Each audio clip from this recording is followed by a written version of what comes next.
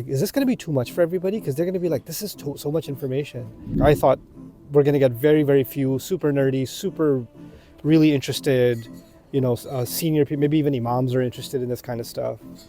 And it was the most amazing, pleasant surprise.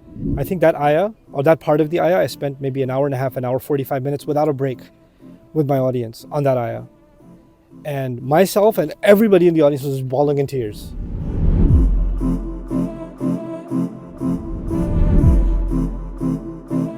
The first Quran week was a really big shot in the dark. I was very nervous about that.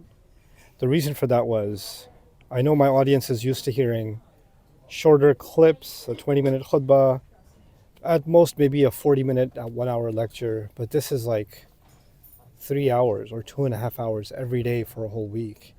And it's not like an Arabic class. In an Arabic class, I ask a bunch of questions, they answer. It's kind of like a conversation. I know how to keep breathing oxygen into the room. But this is a detailed study of the Quran, so it's basically me lecturing, and they're not interrupting in the middle. And there's a lot of different things that I want to incorporate, right? I've developed a good system for teaching Arabic, like a method. And for the first time, I was like, no, we need to have a methodical approach on how to study Quran deeply. Like word analysis, comparative tafsir, comparative religion, outside questions. Like there's a system I put in place, right? I was like, is this going to be too much for everybody? Because they're going to be like, this is so much information.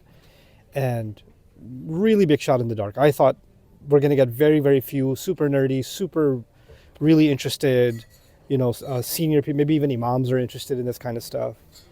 And it was the most amazing, pleasant surprise, the first Quran week in Glasgow, because the audience was college students, high schoolers, kids, Quran teachers, imams, youth, activists, khatibs. It was the entire spectrum.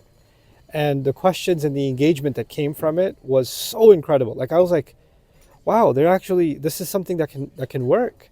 Because, my goal behind doing that was to shatter this notion that deeper study of the Quran is just for scholars, right? And if you know something more in depth about a surah, good for you. But it's kind of extra stuff. It's not fundamental to our religion. I was like, if Allah is saying contemplating the Quran is fundamental to your hearts, right, in so many words, then how are we saying that it's not fundamental, right? But there was no way to give people that without making them feel overwhelmed. And I think that was a really great first experiment that encouraged me that this should become an institution and should carry on.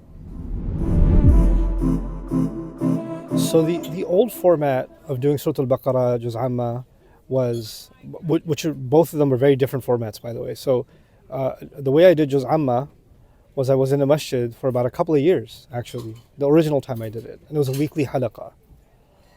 Surah Al-Baqarah was every day in Ramadan and then continued as a weekly thing for a couple of years. And that's in a single community, right? But then with these surahs, which I kind of, with the work that I've already done, decided to start with Surah Al-Dhariyat 51 onwards. Basically, it's as many surahs as can be studied that are 4 pages or less. Basically, that's the rough idea. I figured instead of sitting in front of a camera and doing that in one place, why not use every surah as a unique opportunity to go in front of a live audience, a fresh audience that has done something like that before, and give them that experience and see what will come of it. Like, it's so much easier for Bayyinah and for myself to stay home, turn a camera on and do this, right? But the Scotland experience made me realize that this actually is a seed that can turn into something in each of those communities. And that's only been validated as I've traveled. Like, I know now people that came to Quran Week and that became the start of a very serious commitment to Quran studies, Arabic studies, their Islamic education, that has now turned into not only their own growth, but they're starting Quran circles, podcasts, discussions, family study circles. Really cool Quran-inspired activism is now happening in different communities because they attended Quran Week, and that was the spark that kind of started it all. So it's a really, really cool opportunity for Sadaqah Jariyah, I feel. Okay, so my first Quran Week, as we said, was Glasgow in Scotland, and it was Surah Al-Dhariyat. And my last Quran Week was Surah Al-Qiyamah. And I'll have to confess, there's two things about the last one. One, it was Los Angeles, which with my experience with American communities and traveling, my assumption was LA's like the most relaxed crowd. They don't take anything seriously. They're gonna roll in. If it's a 7 o'clock program, they'll roll in at maybe 8 o'clock. Like traffic, it's like so hard. Like that, they're gonna be like that. And that was my assumption. And then the other was Surah Al-Qiyamah, because I only had a couple of weeks to prep. I was like, okay, this surah is just a page and a half, so this will be easy. I think I can manage in 2 weeks prep time. And very quickly it dawned on me that 2 weeks was not nearly enough. Those 2 weeks were more hours than surahs I've studied for 3 full-time weeks with the entire team. So both I underestimated. The kinds of interactions in Los Angeles in King Fahd Masjid were very unique.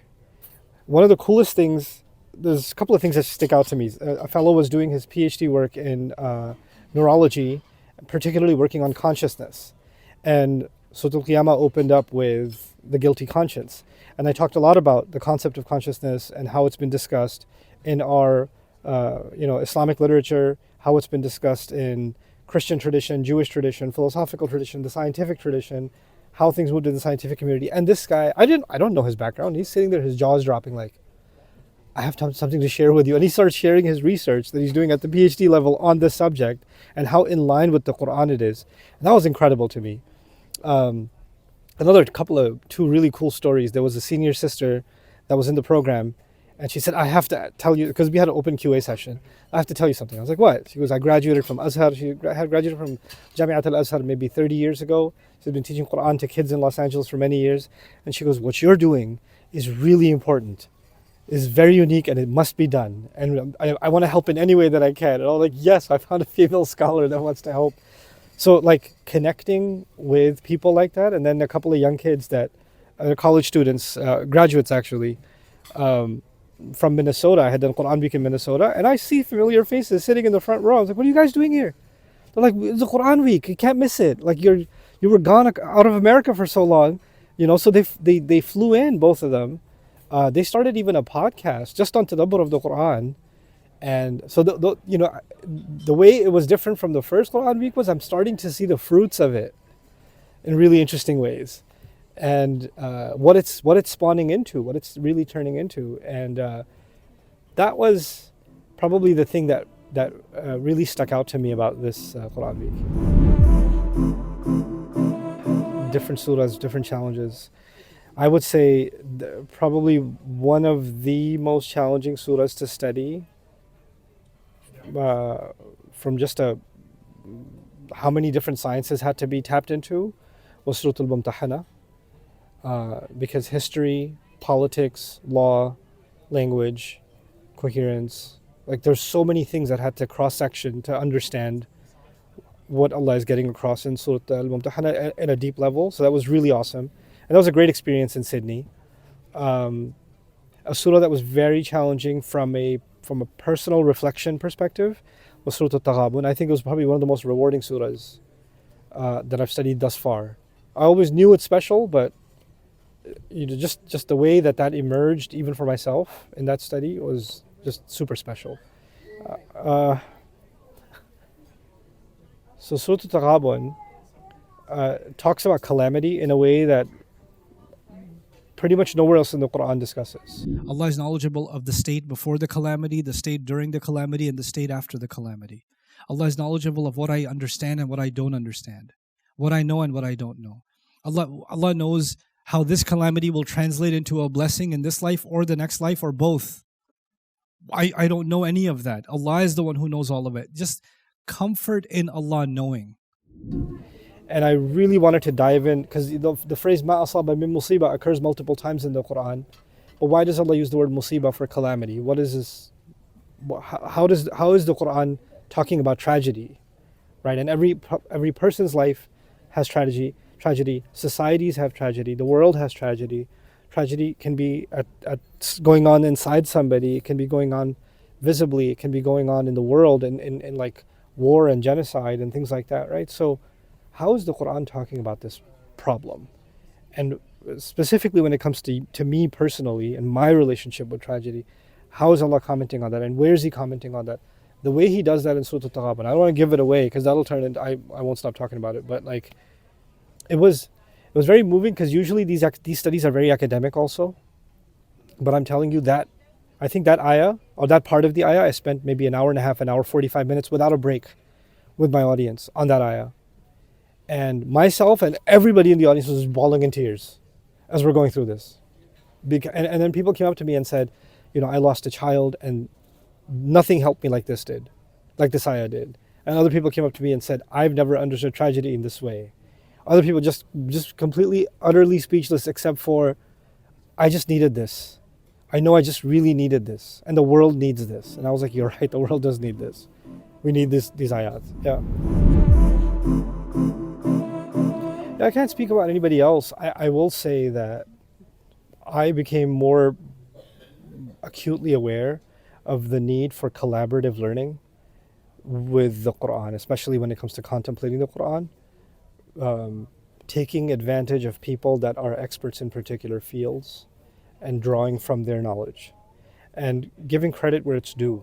Like, there's no way, I'm a student of politics and political philosophy, but that doesn't mean I'm an expert in it, right? I dabble in, background in psychology, but I dabble in psychology, but that doesn't mean I'm the leading expert in psychology by no stretch of the imagination.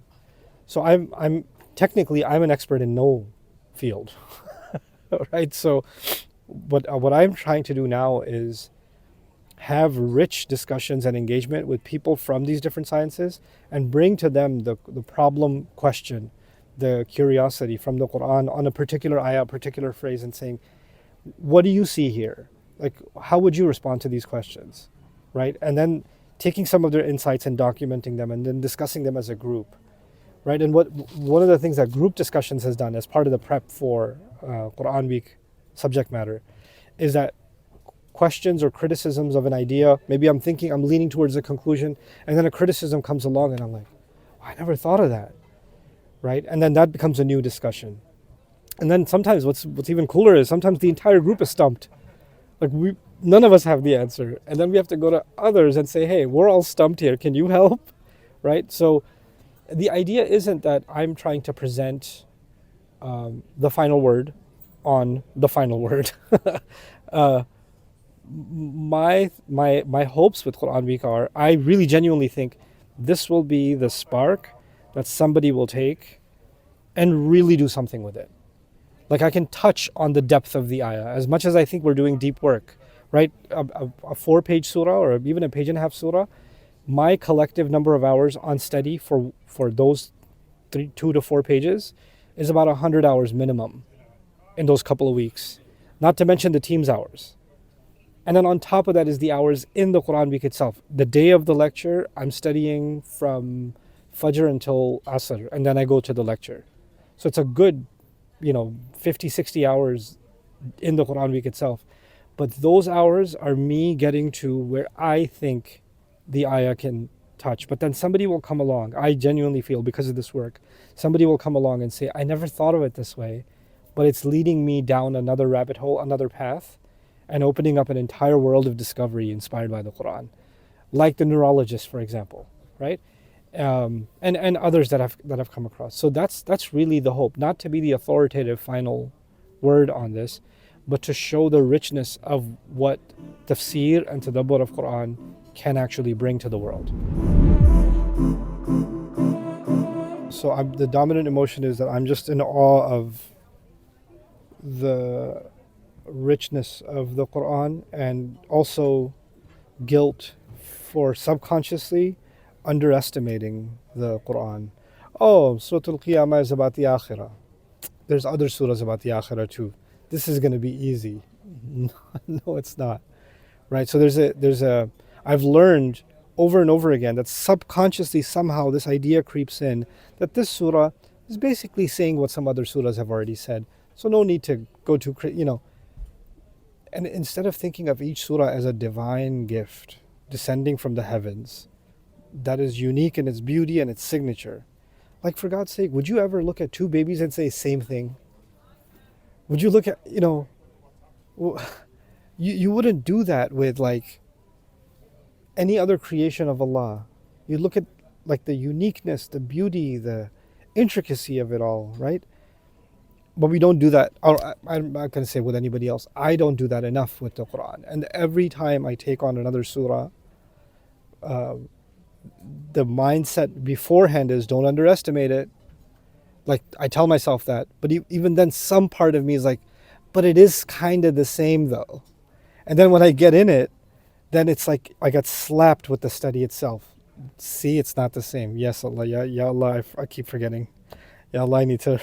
So that's probably one. The two is, the second is how powerful this book is to bring about a transformation.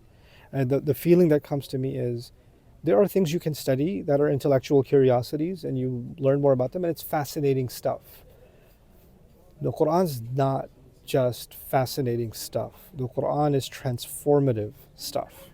So like diving deep into a surah or contemplating the Quran, even an ayah, can actually be transformative for an entire life, for a person, can be transformative for an entire family, and by extension can be transformative for society, for the world.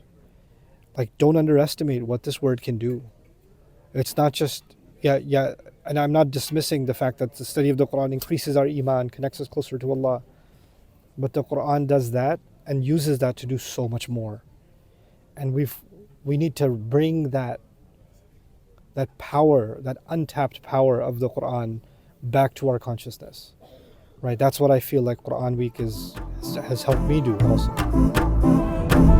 I hope you guys enjoyed that video clip. My team and I have been working tirelessly to try to create as many resources for Muslims to give them first steps in understanding the Quran all the way to the point where they can have a deep, profound understanding of the Quran. We are students of the Quran ourselves, and we want you to be students of the Quran alongside us. Join us for this journey on BayyinahTV.com, where thousands of hours of work have already been put in. And don't be intimidated, it's step by step by step, so you can make learning the Quran a part of your lifestyle. There's lots of stuff available on YouTube, but it's all over the place. If you want an organized approach to studying the Quran beginning to end for yourself, your kids, your family, and even among peers, that would be the way to go. Sign up for BayyinahTV.com.